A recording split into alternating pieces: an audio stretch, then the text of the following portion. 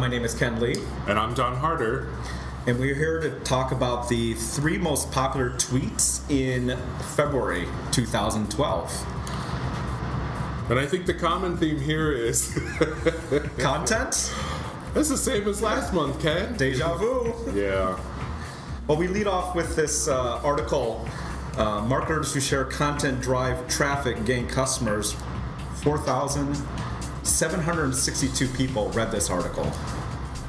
And what's remarkable is, this one was actually on Mashable, is not the article itself, but it was accompanied by an infographic that was about 5 times as long as the article. The article is beautiful. Basically less than 300 words. And so content doesn't need to be words. It certainly could definitely be video, as we've talked about in the past, but in this case, it was an infographic. And a lot of people, in fact, you take it to look at the first page of comments, most everyone talked about how stunning the infographic was. And not only that, some people are like, who drew this? Can I talk to them?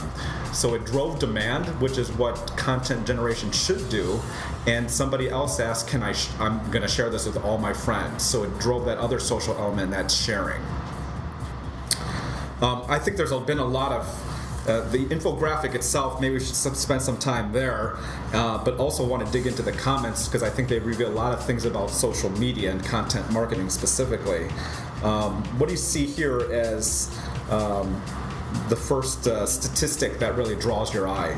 Well, for me, it's right at the top under basics called it just very clearly says 90% of B2B marketers do some form of content marketing, whether they know it or not.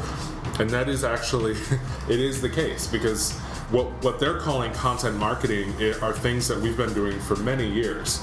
They're just putting a nice term around it. So for example, case studies, articles, white papers, all of that stuff is content marketing. And as we mentioned last month, where there was that experiment that came out of the closet and became a YouTube video where there's a live feed on there, that's another form of content.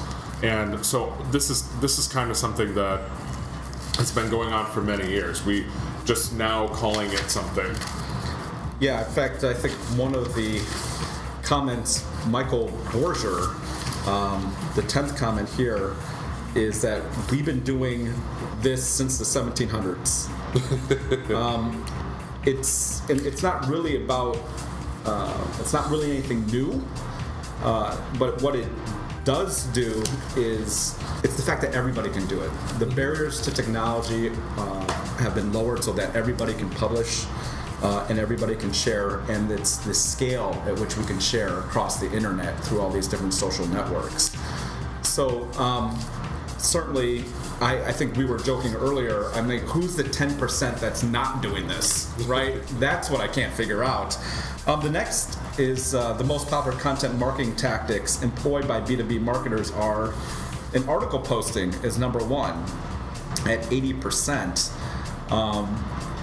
It could be your own articles, it could be curating content, putting up other people's articles that relate to your business. And if you look at the next 2, social media excluding blogs, and then blogs, social media excluding blogs at 74% and blogs at 65%, you would have to think, if you put those together, they'd actually be number 1.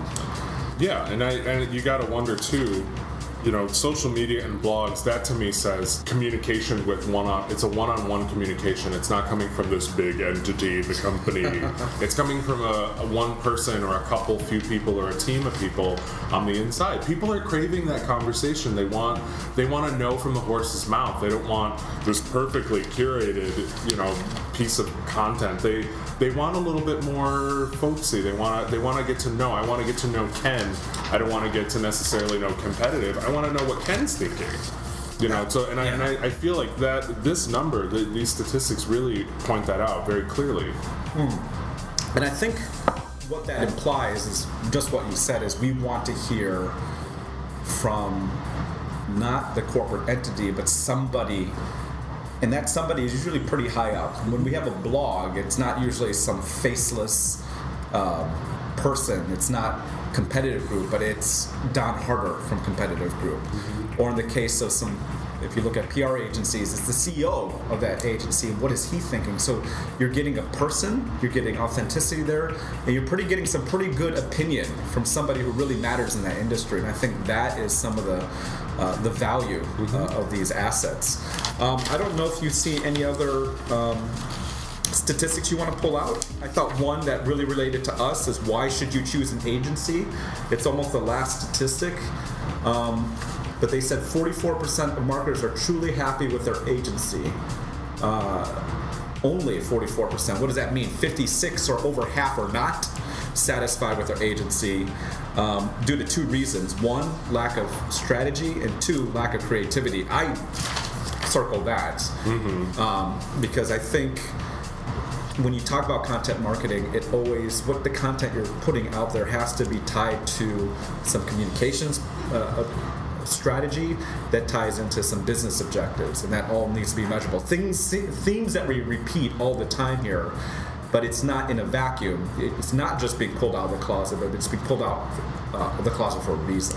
Absolutely, and I think as with anything and something, along with having good content, you have to have good strategy. But there are a lot of places where there are tremendous amounts of content that could be used, for example, in a lead nurture situation or even a lead gen situation. Just getting people to raise their hands by offering them the ability to kind of see inside, look behind the door and say, oh, there's really good thinking with this company. I want to at least have a conversation with them. And that is a fantastic tool, for example, to help salespeople open the doors. I think what you're referring to, we actually have a proprietary map here at Competitive called the Competitive Group Engagement Map, and basically demonstrates from awareness and education through, and I'm talking about a person who's evaluating a life sciences product, being an instrument or a reagent, the steps they take to actually understand or become aware of that product, evaluate that product against its competitors, and then basically purchase and then advocate for that product. This kind of buyer's journey or buy cycle is nothing new, but what is new in our model is being able to put it all together, understand where the digital assets and other Marcom assets deploy at these specific steps. I think one of the things is not, and we talked about last time where to find closet, and that person found this experiment, this tar dripping experiment, and pulled that on YouTube. And I think Competitive does a great job of it itself in terms of Michael Garrett, our digital director, being able to, for example, take all the different places life sciences companies go to at trade shows and putting that online. A lot of people, when they're searching for, let's say, JP Morgan Healthcare Conference, we show up because there's not much information about JP Morgan Healthcare. So it's a nice way of taking content and leveraging it, even though it's not much, but it's a pretty intelligent way of doing it. There's another challenge, though, and that other challenge is having content overload. And content overload means, wow, we only have so much time. My clients only have so much time. How do we actually take the content we have, and I think you guys call it recycling content on the creative side. We call it repurposing. Can you tell us a little bit about recycling? No, I think we're saying the same thing, but for example, when we recommend a tactic, let's say we recommend doing a video, then we immediately think not only are we using the video at a trade show floor to entice people to come and visit, but we'll also say, well, if you just make these couple tweaks or just film a few extra seconds of it, let's put it on YouTube, which is one of the highest searched. I mean, that's directly linked to Google. People will find your name. You create a channel for that. Do we turn it into a video podcast if it's maybe an interview situation? There's a lot of ways to take one piece of content and use it in multiple ways to really drive the traffic as much as possible back to the source. And from a PR perspective, and I think I repeat myself all the time here too, with people being so thinly staffed, they welcome those ideas on how you can generate content on their behalf. Now, chiropractic, this commenter number 5 talks about something we just talked about, and that's taking content and using it in many different ways. And he talks about when you go to an in-person event, the event itself provides a venue to do video or to do photos. And as you said, you can convert that. In your case, you could convert that in YouTube. He is actually bringing it back to print. He's saying you can convert a YouTube video back into an article that you can use as a follow-up. Think of an email campaign to attendees. So it's hopefully taking a few key pieces of content, understanding what value you can derive from that, and just recycling or repurposing that. Absolutely. I think one thing we're going to get into, maybe a different conversation, but was commenting as a strategy. And I thought there were some very intelligent comments here that were on strategy for their companies that added value to the community and then yet was good for brand awareness, because the number one reason people actually choose to do these types of content marketing was brand awareness. That was at 69%. They all fall pretty closely together: customer acquisition, lead generation, customer retention.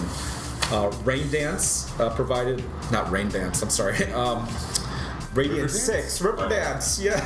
That was the video with Michael Flatley. Sorry. Yeah, the Radiant 6 added a contribution to the community, as did a content curation company.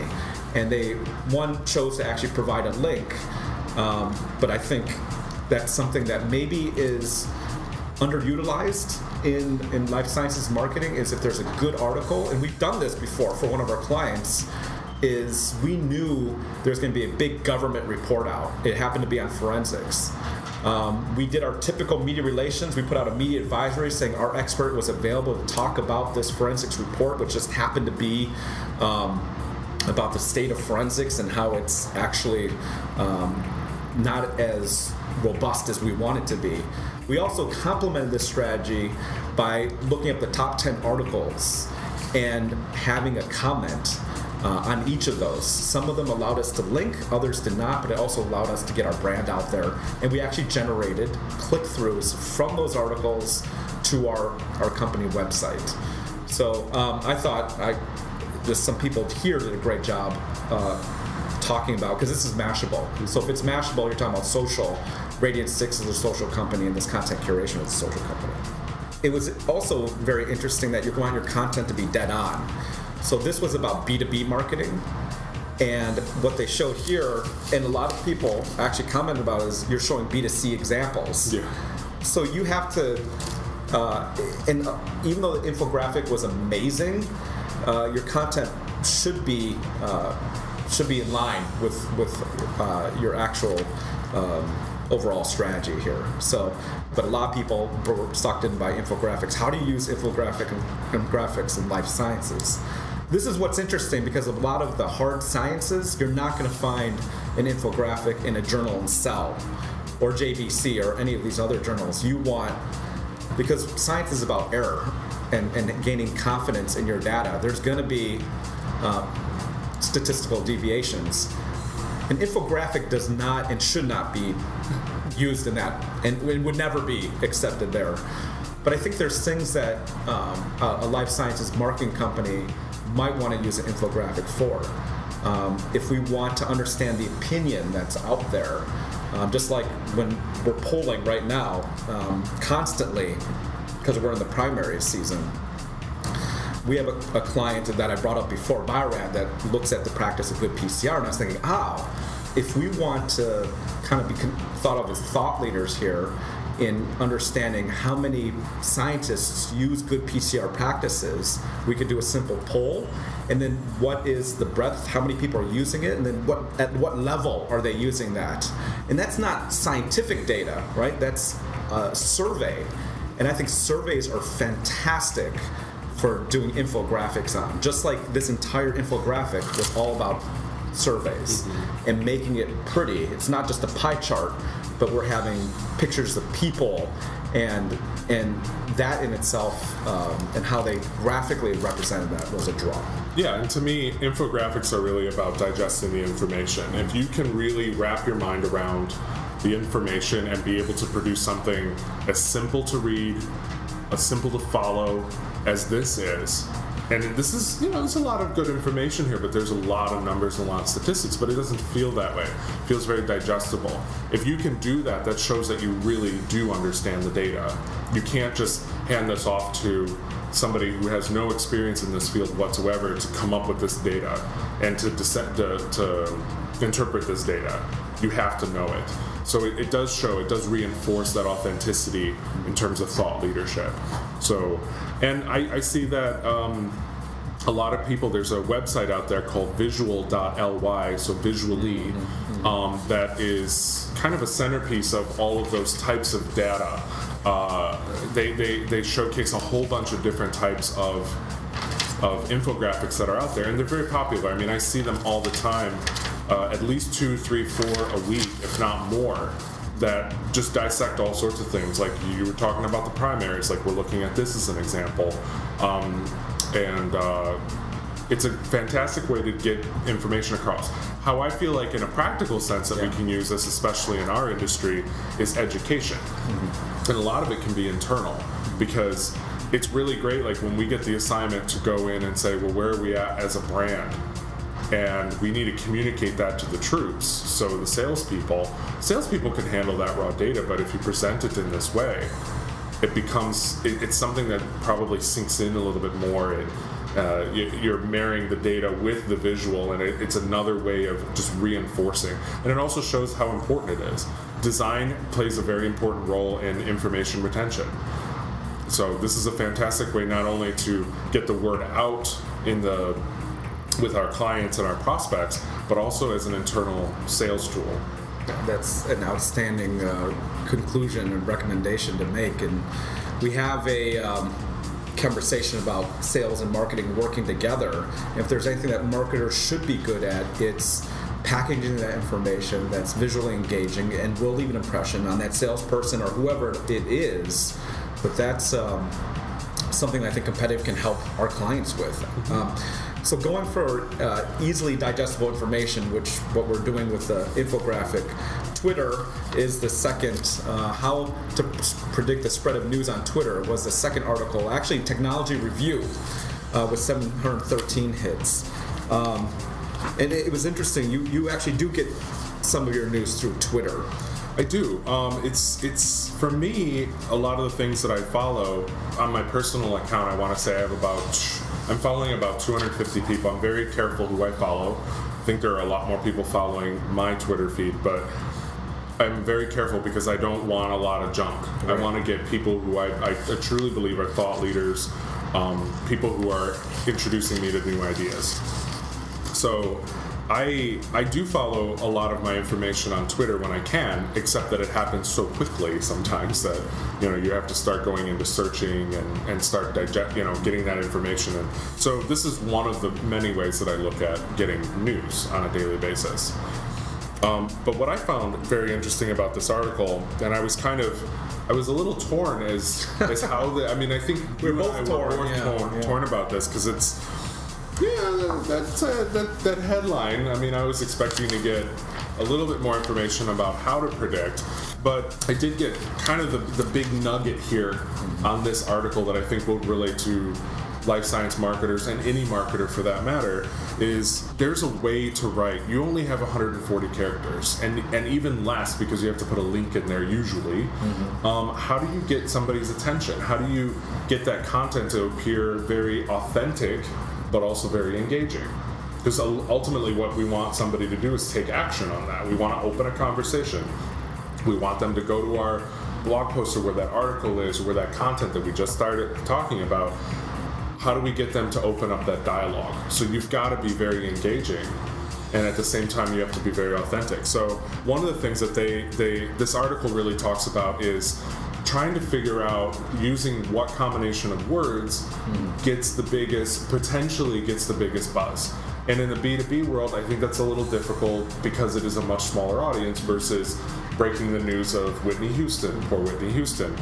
But in this particular case, how do you, with many people following this information, how does that tweet stand out? And how do you get some action to be driven. And what they're recommending is maybe sometime in the future that as ubiquitous as a spell checker or a grammar checker is in, say, Microsoft Word, that there would also be an electronic means in figuring out the words and basically predicting how successful that tweet will be. Yeah, I saw exactly what you were saying, the pros and cons of having such a tool to be able to determine how valuable your content is and how it could be spread. It could lead, they said the negative of this is could lead to the homogenization of stories as news organizations focus on optimizing their stories for this algorithm. On the plus side, we're going to make better content. Kind of like our last conversation about business cards. I think this is too far ahead to even consider this. What I got from this is that if you lean on your PR people have those journalistic instincts to be able to determine what's good content. We talked about how to predict the spread of news on Twitter. This article itself had a great headline, and journalists are savvy about this. We both kind of felt this was a little bit overinflated, overhyped, this headline, because it never told you how. It told you the factors, but not exactly so that you and I, it's not actionable. Right. But from a PR perspective, using your PR people not just to land maybe a media coverage, but put them on social media, put them on Twitter, because in a real sense, Twitters are 140-character headlines that are going to draw a reader in. And then bring it back to life sciences, as we always try to do. There's a recent, just a quick tangent on how Twitter is used in life sciences. Twitter removes the gatekeepers. You can communicate your science directly to the public. So says a blog. Looks like it's going to geophysicists called AGU blog, or it's the Plain Spoken Scientist. And so Twitter, I think, does have value for the life sciences. Understanding how to communicate is a constant principle we talk about. Scientists need to know how to communicate. I think a lot of this is, you look at it from a point that you can communicate without that third-party gatekeeper.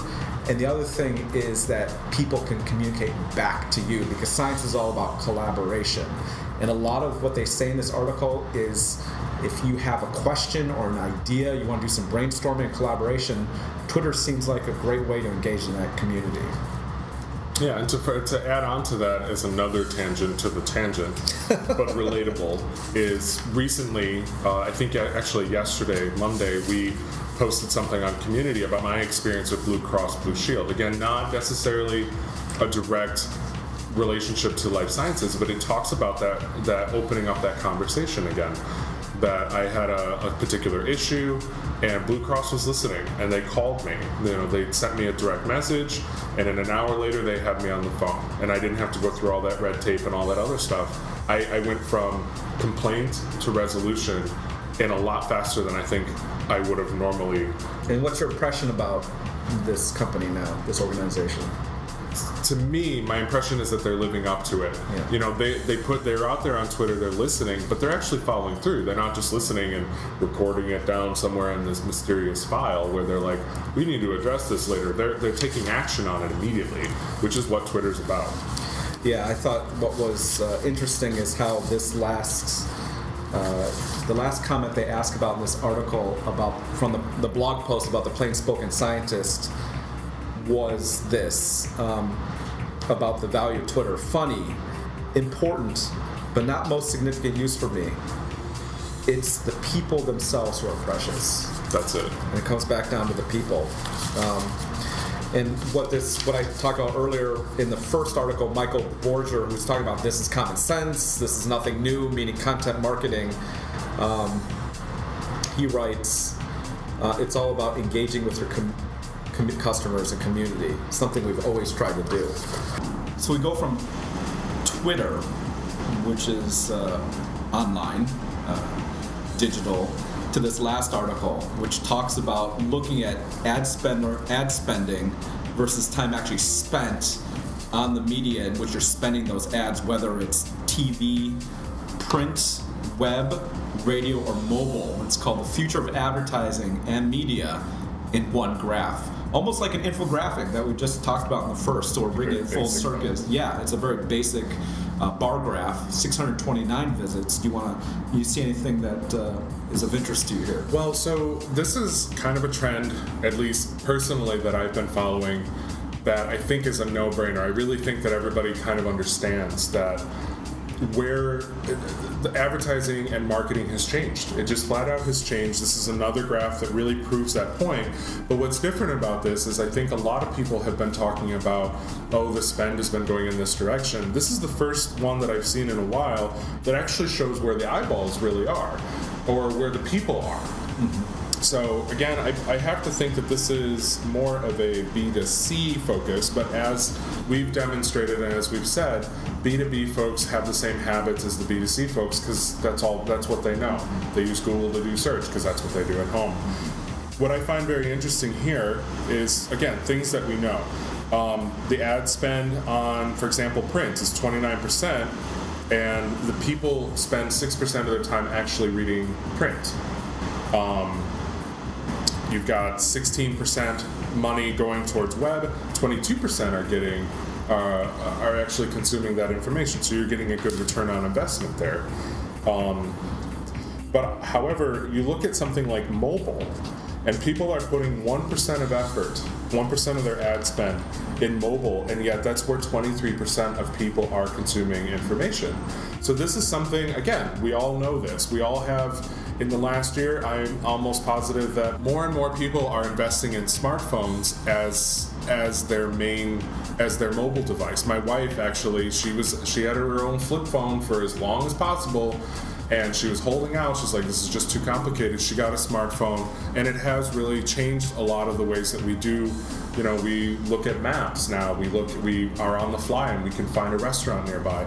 More and more people are consuming their media or their information first through their mobile devices. We design our emails to work on mobile devices now. We design websites to degrade very nicely onto a mobile device because more and more people are looking on their mobile devices. And this is just another chart that really illustrates that.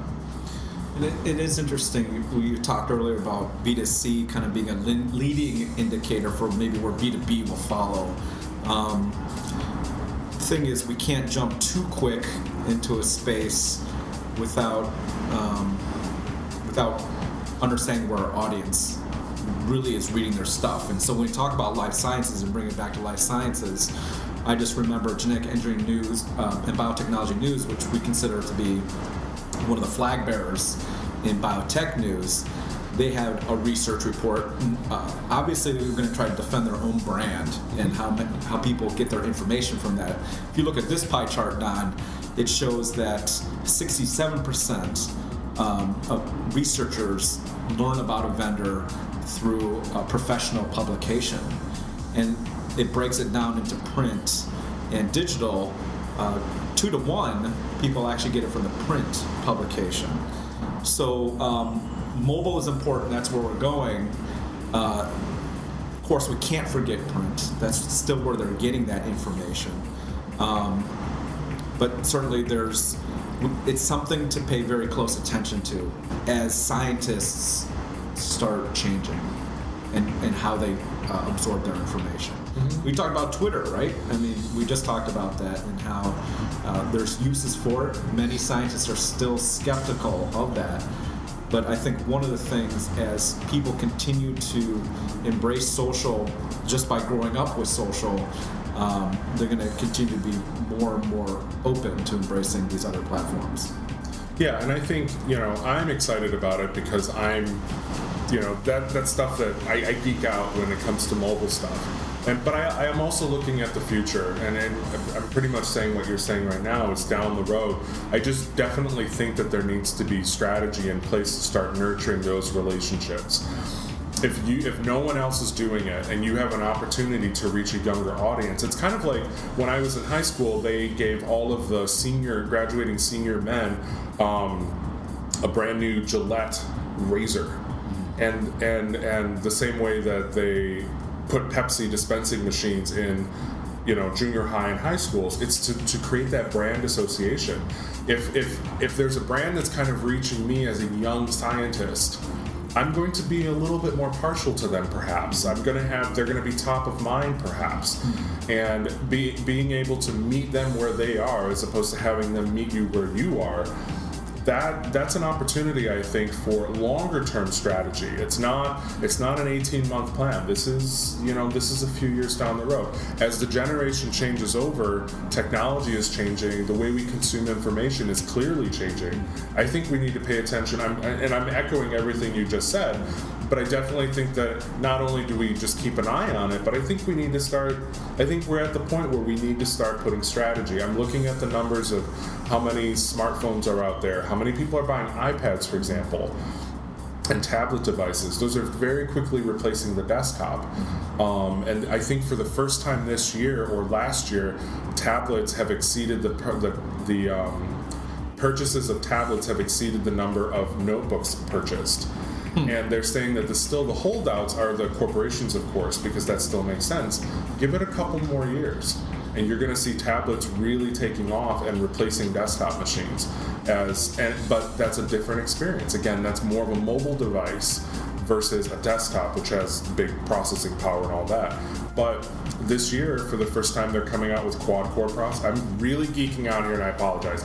But a lot of this... Thumbs up, geek out, yeah. But I'm saying the technology, even for the computing side, is changing so rapidly that in a few years, it's going to be an issue. And we've been talking about it for the last few years. I really see a lot of changes just this year happening with the devices that we're using.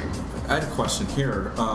With web versus mobile, where does like an iPad fall into this? Technically, an iPad uses the same operating system as an iPhone. Okay. It just has a bigger screen. Okay. So mobile. Exactly. So it's still a mobile device technically. There are some new devices that are coming out, for example, on the Android side, that are a little beefier. They're coming out with a quad-core processor, or they're coming out with bigger screens at higher resolutions. Those are some of the things that we're expecting, so that the experience will be richer.